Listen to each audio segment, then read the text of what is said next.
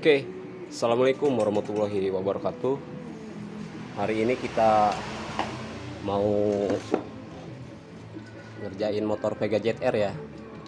Jadi kendala motor Pega ZR ini yang dominan ya, tenaganya yang ngelos ya, yang loyo, yang nggak bertenaga, sama ya biasa ngebul ya, udah ngebul.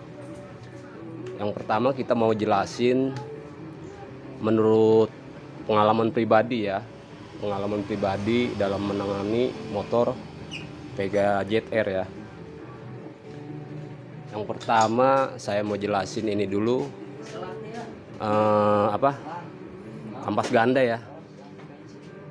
Jadi tenaganya di bagian kampas ganda ini, dia punya motor itu sudah diganti sama yang biasa ya, bukan yang originalnya dia ya.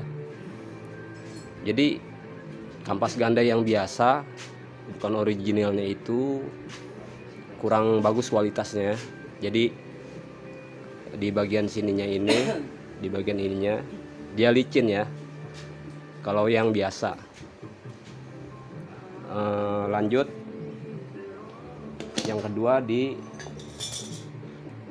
bagian mangkokannya ini masih bawaan ya, masih normal kalau mangkoknya masih bawaan. Sementara bagian dalamnya juga biasanya kalau di selahnya susah nyangkut, ngelos, ini di bagian ini nih, mimis cage atau pelor cage ya. Tapi bisa dilihat masih bagus ya, kalau untuk mimis cage, pelor cage tidak ada masalah.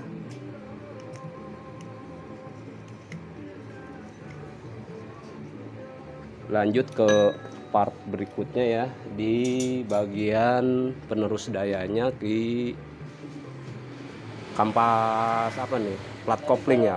Ini platnya ya. Jadi plat ini udah diganti, bukan originalnya juga ya.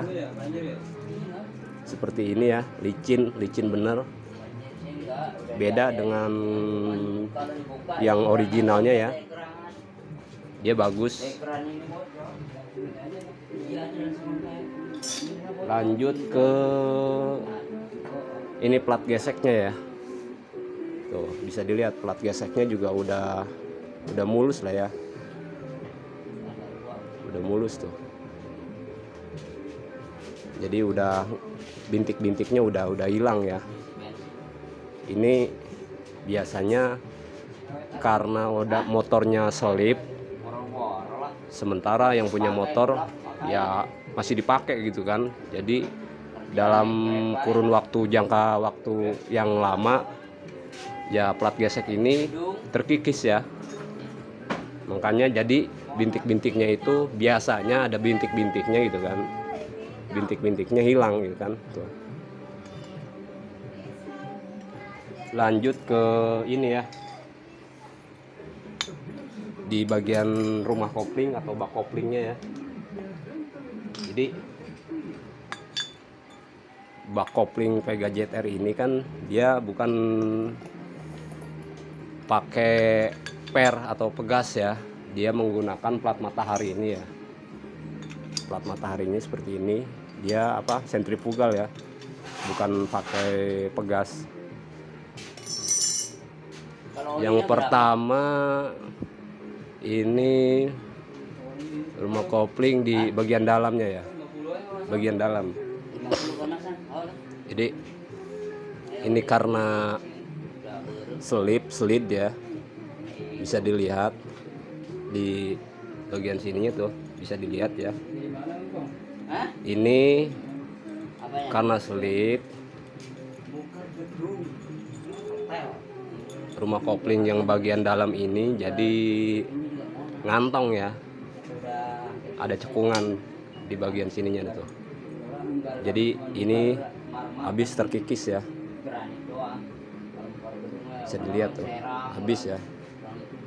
Sementara di bagian pinggir sini terlihat tuh masih normal. Sementara di bagian dalam sininya nih, atau bagian yang nempelnya kampas kopling, dia habis. Ini karena sulit dipakai terus gitu kan, digunakan terus motornya ya. Akhirnya jadi seperti ini. Dan lanjut ke bagian presnya ya. Ini yang bagian luarnya sama ya. Udah ngantong juga tuh. Udah aus juga ya. Ya kalau bisa ini ganti ya, ganti baru, karena emang udah kena juga ya di bagian rumah kopling luar dalamnya. Lanjut ke ini ya, ini plat mataharinya ya.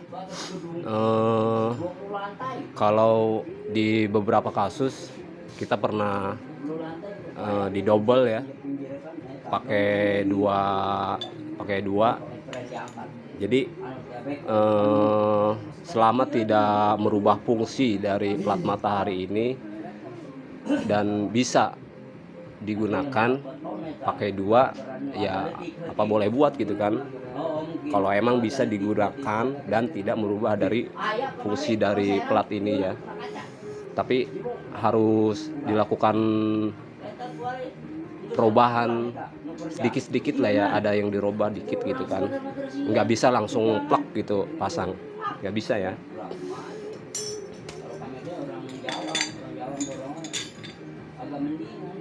Nah, untuk saran saya ya, untuk bagian dalam mesin motor itu usahakan ganti yang originalnya, bukan yang biasa gitu, biar hasilnya maksimal gitu kan. Seperti ini nih tuh ya.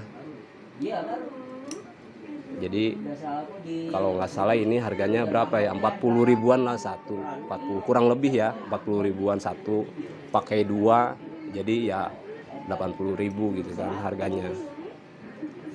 Usahakan ganti pakai yang original. Nah, untuk kampas ganda ini di daerah saya ini kisaran harganya ya 300 lebihan lah ya, 300 lebih yang original ya. Tapi segini ya, sepaket, bukan kampasnya doang, tapi sudah termasuk ininya ya gitu. Oke, jadi kita mau lanjut pemasangan ya. Udah saya bersihkan ya, lihat.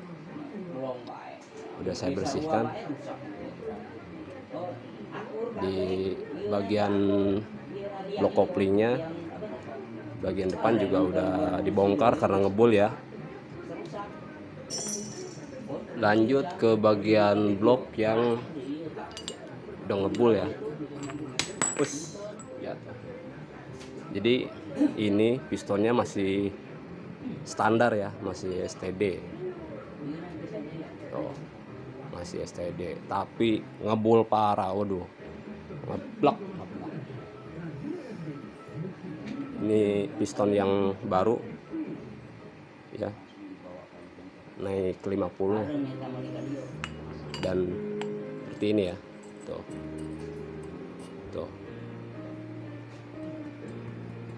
bagus ya, korteran bagus, tinggal dimasukin begini ya, jangan terlalu masuk ke dalam juga, seperti ini aja. Begitu juga bisa ya metodenya atau caranya buat ngecek korteran ini jelek, ini bagus. Jadi ya caranya seperti itu ya, salah satunya ya, kalau itu tidak diukur menggunakan alat ya. Untuk korteran aman ya, sama boring juga ya udah bukan originalnya ya, bukan originalnya ini.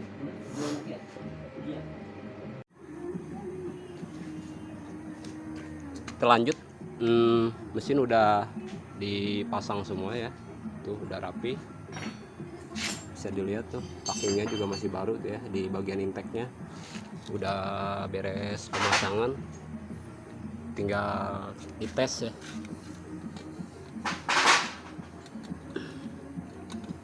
Kita coba tes ini dulu ya di engkol.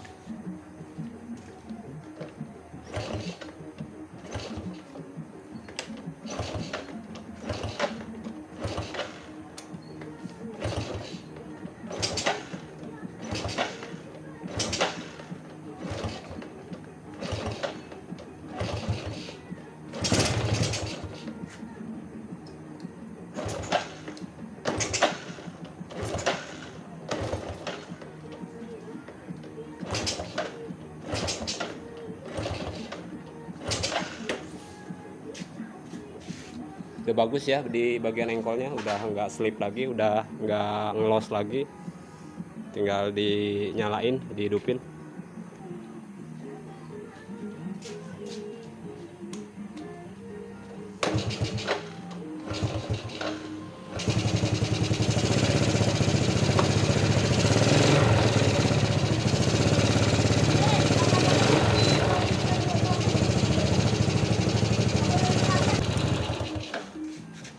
Oke, jadi seperti itu ya cara pemasangannya, cara pergantiannya, dan cara penanganannya ya, kurang lebih seperti itu. Jadi kalau ada kurang-kurang atau yang belum dipahami, mohon maaf. Bagi yang belum subscribe atau yang belum ikuti channel ini ya, silahkan subscribe ya. Terima kasih. Assalamualaikum warahmatullahi wabarakatuh.